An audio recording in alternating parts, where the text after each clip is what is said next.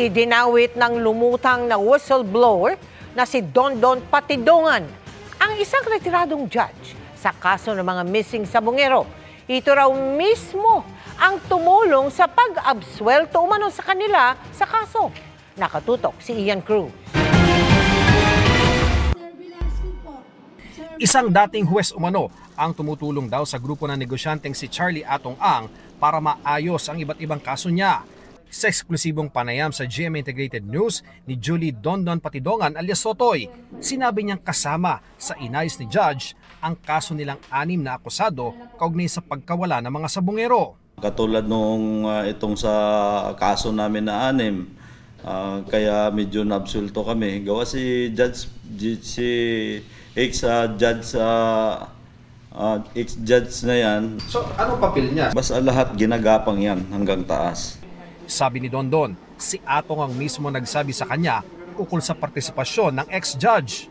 Kaya naman nalalaman ko kasi nung nagtatago ako o nasa bahay na ako sa Mindanao, tinatawag niya sa akin yan. Magsabi niya, Dondon, magpasalamat ka kay ex-judge kasi siya naayos ng ano natin. Galing siya sa, minsan kasi nasa Japan yan sila.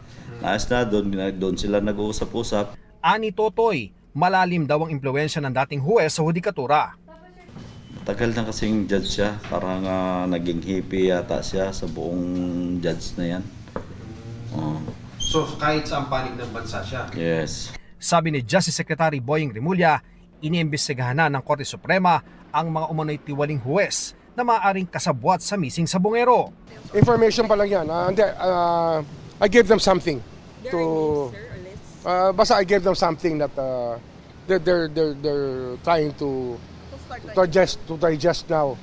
But there's more coming. There's more coming. Meron pa kami.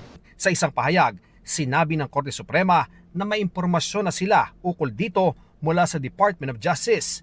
Sineseryoso raw ng kataas-taasang hukuman ang mga ganitong impormasyon kaya may investigasyon sila. Ipapatupad daw nila ang karampatang mga aksyon laban sa mga mapapatunayang tiwaling huwes batay sa pamamaraan ng hudikatura. Para sa GMA Integrated News, Ian Cruz, nakatutok 24 oras.